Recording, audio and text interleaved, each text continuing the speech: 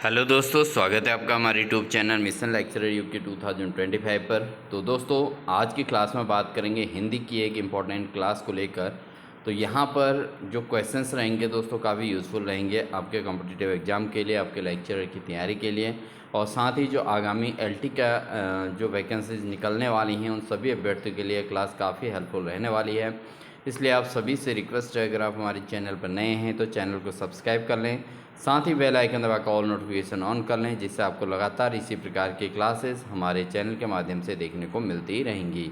तो दोस्तों, लगातार आपको क्लासेस प्रोवाइड कराई जा रही हैं। तो आज हमारी ये क्लास है 113, और अगर आपने इससे पहले की क्लासेस नहीं देखी हैं तो प्ले लिस्ट में जाके आप हमारी क्लासेस ज़रूर वॉच कीजिएगा, जहाँ पर हिंदी प्रवक्ता LT हमारी प्ले लिस्ट का नाम है हिंदी के लिए, तो उसको आप ज़रूर देख लीजिएगा। सभी प्रकार की क्लासेस के अंतर्गत हैं दोस्तों। तो बिना देरी किए हुए आज की क्लास को स्टार्ट करते हैं और लेते हैं पहला प्रश्न। तो क्वेश्चन नंबर 1 है दोस्तों हमारा, अपभ्रंश का मुख्य छंद है। तो अपभ्रंश का मुख्य छंद क्या है ये हमें बताना है। ऑप्शन है दोस्तों यहाँ पर दोहा, बरवे, कुंडलिया या सवैया। तो अपभ्रंश का जो मुख्य छंद के तौर पे किसको जाना जाता है, तो दोस्तों अपभ्रंश काल में जो मुख्य छंद यूज हुआ था वो हुआ था दोहा। तो दोहा एक ऐसा छंद है जो अपभ्रंश पर आधारित है। तो इसका ऑप्शन नंबर ए बिल्कुल सही आंसर हो जाएगा दोस्तों। ठीक है, आप अपने आप को कैलकुलेट करते रहिएगा कि आपकी तैयारी कितनी है, और अपने मार्क्स भी यहाँ पर आप जो है ज़रूर बताइएगा क्लास के अंत में। ठीक है, बढ़ते हैं अगले प्रश्न की ओर। अगला क्वेश्चन है, आगरा की बोली क्षेत्र क्या है।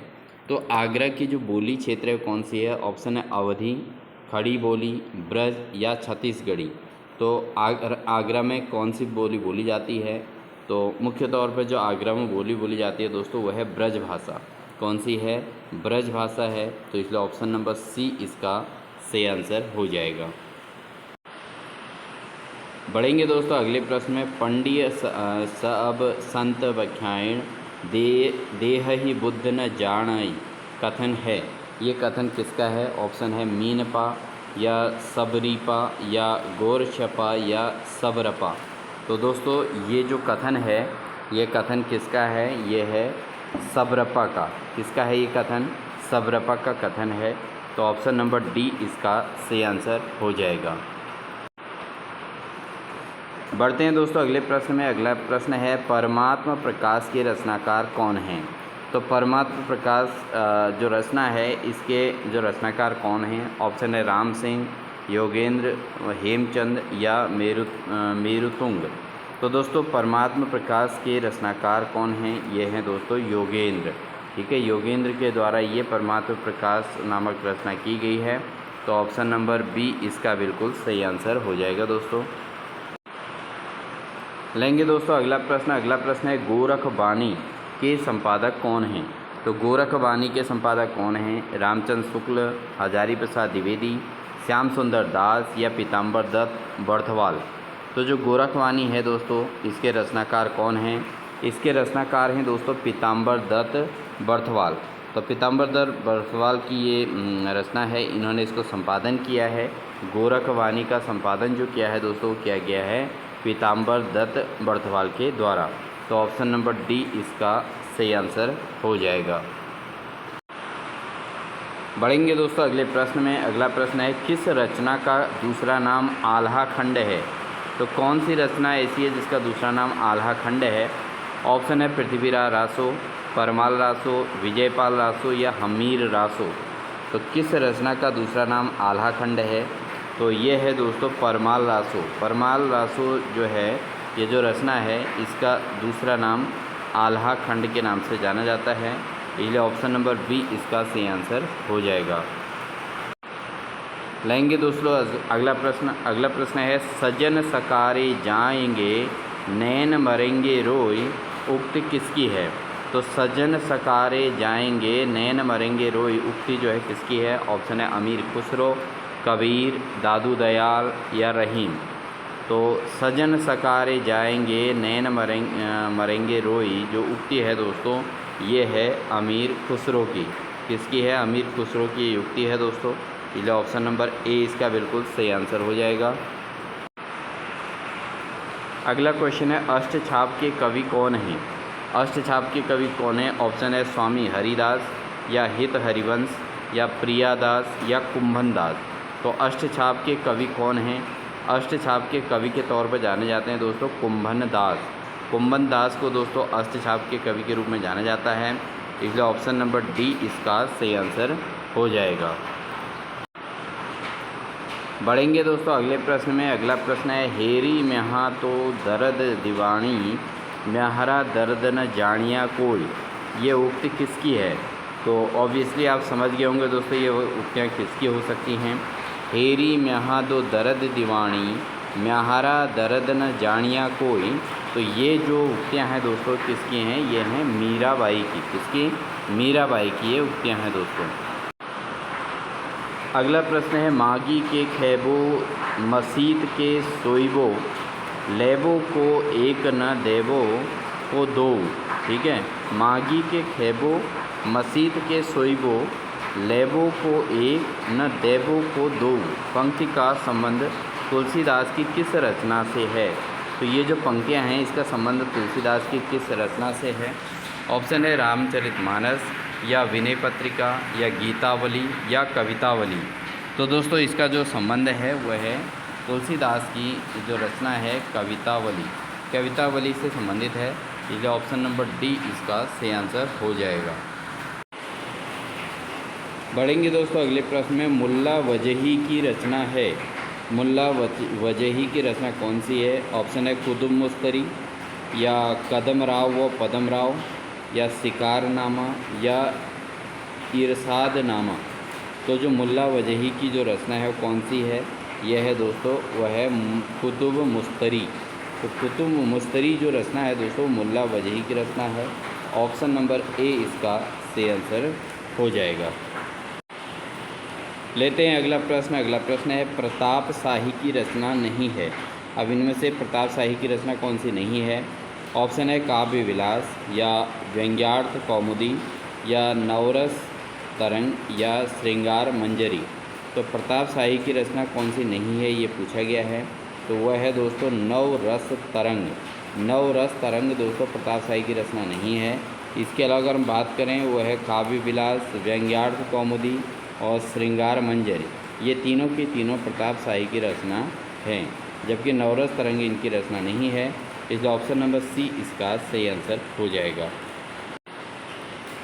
बढ़ेंगे दोस्तों अगले प्रश्न में। अगला प्रश्न है छत्र प्रकाश प्रबंध काव्य के रचनाकार कौन हैं।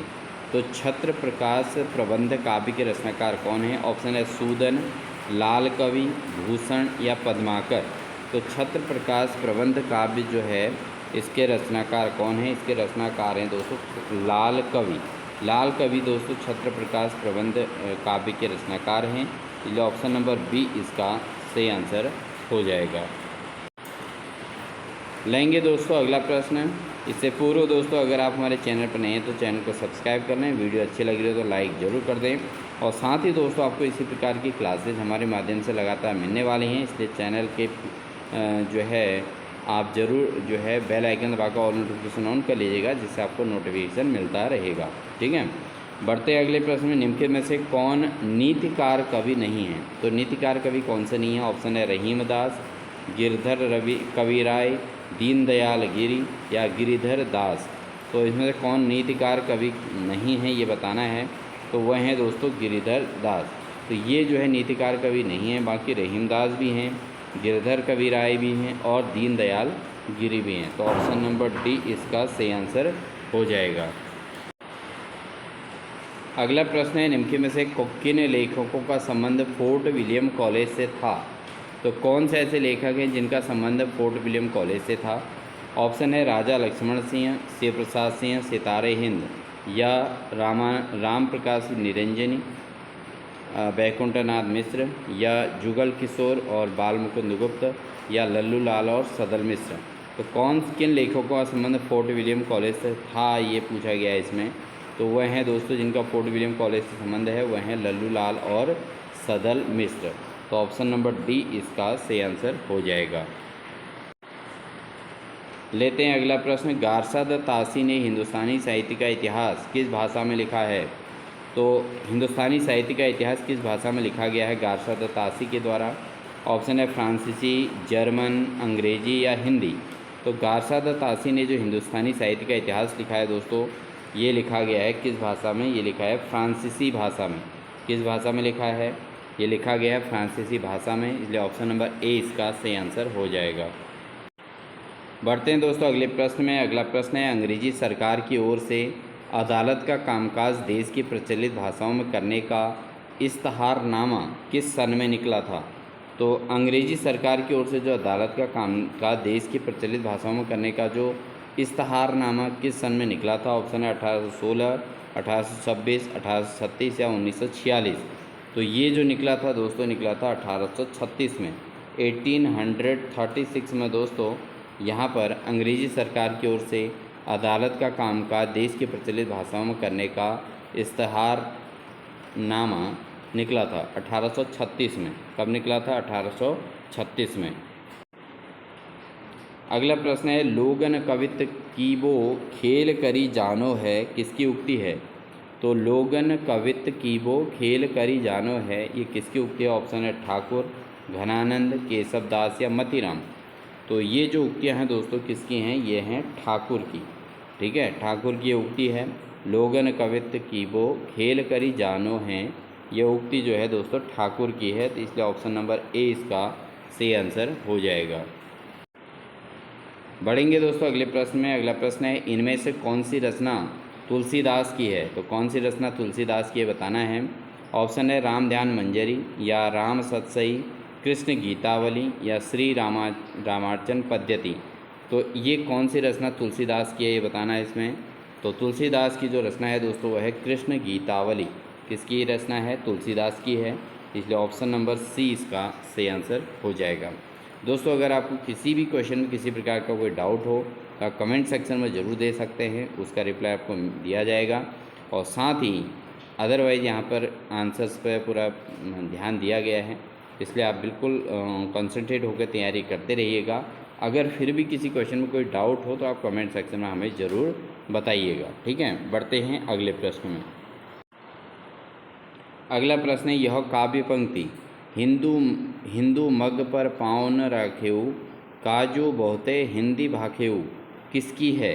तो ये जो वाक्य काव्य की जो पंक्तियाँ हैं दोस्तों किसकी हैं? ऑप्शन है जायसी, नूर मोहम्मद, मंझन या कुतुबन। तो ये किसकी काव्य है पंक्तियाँ हैं दोस्तों? ये हैं दोस्तों नूर मोहम्मद की। किसकी? नूर मोहम्मद की हैं दोस्तों, ऑप्शन नंबर बी इसका सही आंसर हो जाएगा। अगला क्वेश्चन है, कबीर का ने राखी नहीं वर्णाश्रम सट दर्शनी किसने कहा है? तो कबीर का ने राखी नहीं वर्णाश्रम सठ दर्शनी, ये किसने कहा है? ऑप्शन है रैदास, मलुकदास, नाभादास या प्रियादास। तो ये जो कहा गया है दोस्तों किसके द्वारा कहा गया है? ये कहा गया है नाभादास के द्वारा, तो इसलिए ऑप्शन नंबर सी इसका सही आंसर हो जाएगा। अगला प्रश्न, इनमें से किसका समय सबसे पहले है? यानी कि इनमें से कौन सबसे पहले काव्य के अंतर्गत आए थे? जैसे कबीर दास हैं, रैदास हैं, धर्मदास हैं, दादू दयाल। तो कौन इसमें सबसे पहले हैं? वह हैं दोस्तों संत रैदास। ठीक है, रैदास इसमें सबसे पहले हैं, ऑप्शन नंबर बी इसका सही आंसर हो जाएगा। अगला है, इनमें किसका समय सबसे बाद में है? तो कौन सा काव्यकार हैं जो बाद में जिनका नाम है? ऑप्शन है केशवदास, रहीमदास, घनानंद या पद्माकर। तो इनमें से अगर हम देखें दोस्तों, पद्माकर जो है सबसे अंतिम है इनमें से जिन्होंने काव्य रचनाएँ की हैं, तो ऑप्शन नंबर डी इसका सही आंसर हो जाएगा। लेते हैं दोस्तों अगला प्रश्न, इनमें से कौन सा नाटक भारतेंदु का नहीं है? अब कौन सा नाटक इनमें से भारतेंदु का नहीं है ये पूछा गया है। ऑप्शन है भारत जननी, भारत दुर्दशा, भारत सौभाग्य, अंधेर नगरी। इनमें से कौन सा नाटक भारतेंदु का नहीं है ये पूछा गया है। तो अगर हम बात करें दोस्तों, भारत सौभाग्य जो नाटक है ये भारतेंदु का नहीं है। इसके अलावा भारत जननी ये भी भारतेंदु का है, भारत दुर्दशा भी है, अंधेर नगरी ये भी जो है भारतेंदु का है, लेकिन भारत सौभाग्य ये भारतेंदु का नहीं है। तो ऑप्शन नंबर सी इसका सही आंसर हो जाएगा। तो एग्ज़ाम में आप ज़रूर देखें कि प्रश्न को अच्छे से पढ़ें। अगर आप यहाँ पे भारतेंदु का है अगर समझेंगे इसको, तो आप सीधे भारत दुर्दशा या भारत जननी, इस पर टिक करेंगे तो आपका एग्ज़ाम में OMR गलती भी हो सकती है। तो इस चीज़ का भी आपने ध्यान देना है, किस में है और किस में नहीं है पूछा जा रहा है, उन चीज़ों को भी आपने कॉन्सेप्चुअल से अच्छे से देखना है। अगला क्वेश्चन लेते हैं, इनमें से कौन सी पत्रिका मासिक नहीं है। तो कौन सी पत्रिका इनमें से मासिक नहीं है? ऑप्शन है बाला बोधिनी, हिंदी प्रदीप, सरस्वती या नागरी प्रचारिणी। तो ये 4 पत्रिकाएं दी गई, इनमें से कौन सी पत्रिका मासिक नहीं है, ये पूछा गया है। तो इसमें अगर हम बात करें दोस्तों, नागरी प्रचारिणी सभा, जो आपका नागरी प्रचारिणी पत्रिका है, मासिक नहीं थी। बाकी बाल बोधिनी भी मासिक पत्रिका है, हिंदी प्रदीप भी है और सरस्वती पत्रिका भी मासिक पत्रिका के तौर पर संपादित हुई थी। तो ऑप्शन नंबर डी इसका सही आंसर हो जाएगा। लेते हैं अगला प्रश्न, निम्नलिखित में से कौन सा उपन्यास काशीनाथ सिंह का है। तो इनमें से कौन सा उपन्यास ऐसा है जो काशीनाथ सिंह का है? ऑप्शन है रेहन पर रग्यू, या चौक, या एक ब्रेक के बाद, या ग्लोबल गांव के देवता। तो कौन सा उपन्यास काशीनाथ सिंह का है इनमें से, वो बताना है। तो यहाँ पर देखें तो रेहन पर रग्यू, रेहन पर रघु, तो ये काशीनाथ सिंह का है। बाकी अन्य उपन्यास काशीनाथ सिंह के नहीं हैं। तो ऑप्शन नंबर ए इसका सही आंसर हो जाएगा। बढ़ेंगे दोस्तों अगले प्रश्न में, निम्नलिखित में से किन साहित्यकारों का जन्म शताब्दी वर्ष 2011 था। अब इनमें से ये पूछा गया है कि किन साहित्यकारों का जन्म शताब्दी से आप समझ गए होंगे दोस्तों कि ये 2011 में जिनका जन्म शताब्दी मनाई गई, तो कौन से साहित्यकार थे। तो ऑप्शन है इसमें बच्चन, दिनकर, राम कुमार वर्मा और सुभद्रा कुमारी चौहान, अज्ञेय, त्रिलोचन, मुक्तिबोध महादेवी, नागार्जुन, अज्ञेय, केदारनाथ अग्रवाल, शमशेर और नागार्जुन, भैरव प्रसाद गुप्त और उपेंद्र नाथ अस्क, भीष्म साहनी। तो इन चारों में से आप देख सकते हैं कि 4-4 का ग्रुप बनाया गया है और इसमें जो है वो बताना है जिनकी जन्म शताब्दी 2011 में थी, यानी कि उनको 100 साल हो गए थे। तो ऐसे कवि कौन से होंगे, वो साहित्यकार वो होंगे जो है आधुनिक साहित्यकार के तौर पे हैं। ठीक है, तो वो कौन से हैं दोस्तों? एक तो नागार्जुन हैं, अज्ञेय हैं, केदारनाथ अग्रवाल हैं, शमशेर हैं। ठीक है, तो ये जो हैं इनकी जन्म शताब्दी 2011 थी। ठीक है दोस्तों, तो ऑप्शन नंबर सी इसका सही आंसर हो जाएगा। अगला प्रश्न है, दृग ऊर्जत टूटट कुटुम जूरत चतुरचित प्रीत में कौन सा अलंकार है।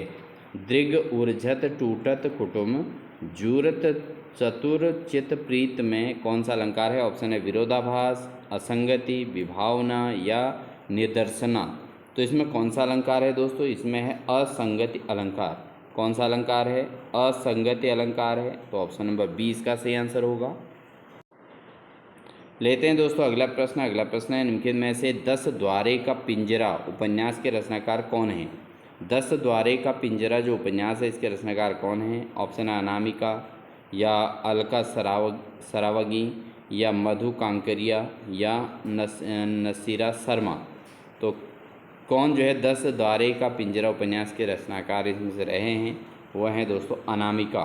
कौन है? अनामिका जो है 10 द्वारे का पिंजरा उपन्यास के रचनाकार हैं, इसलिए ऑप्शन नंबर ए इसका सही आंसर हो जाएगा। लेते हैं दोस्तों आज की क्लास का अंतिम प्रश्न है, कथा सतीसर की लेखिका हैं। तो कथा सतीसर की लेखिका कौन है। ऑप्शन है चित्रा मुदगल, क्षमा शर्मा, या नीलाक्षी सिंह, या चंद्रकांता। तो कथा सतीसर की लेखिका कौन है? तो वो हैं दोस्तों चंद्रकांता। ठीक है, तो चंद्रकांता इसकी लेखिका हैं। कथा सतीसर जो रचना है इनके लेखक जो हैं चंद्रकांता हैं, और ऑप्शन नंबर डी इसका सही आंसर हो जाएगा। तो दोस्तों ये थी हमारी आज की क्लास। आई होप आपको हमारी क्लास अच्छी लगी होगी। क्लास अच्छी लगी तो वीडियो को लाइक कर दीजिएगा, साथ ही चैनल पर नए हैं तो चैनल को सब्सक्राइब कर लीजिएगा, और साथ ही दोस्तों हमारे जो है चैनल की मेंबरशिप आप ज्वाइन कर सकते हैं, जिसके लिए आपने ज्वाइन सेक्शन में जाके बहुत सामान्य सी कॉस्ट में हिंदी की जो है प्रैक्टिस सेट के हमने कॉस्ट रखी है, आप उसको ज़रूर ज्वाइन कर लीजिएगा, जिससे आपको लगातार हमारी क्लासेज आपको अप टू डेट मिलती रहेंगी। और साथ ही लगातार इस प्रकार की क्लासेस के लिए चैनल के जो है सब्सक्राइब करके बेल आइकन दबा कर ऑल नोटिफिकेशन ऑन कर लीजिएगा। मिलते हैं आपको एक नेक्स्ट क्लास के साथ, और आपको क्लास कैसी लगी कमेंट सेक्शन में ज़रूर दीजिएगा, वीडियो को लाइक ज़रूर कर दीजिएगा, और किसी भी क्वेश्चन में किसी प्रकार का कोई डाउट हो दोस्तों तो आप कमेंट सेक्शन में ज़रूर दीजिएगा। मिलते हैं आपको नेक्स्ट क्लास के साथ, तब तक के लिए दोस्तों अपना ध्यान रखिए, अपनी पढ़ाई को सुचारू रूप से करते रहिए। इन्हीं सभी बातों के साथ wish you all the best.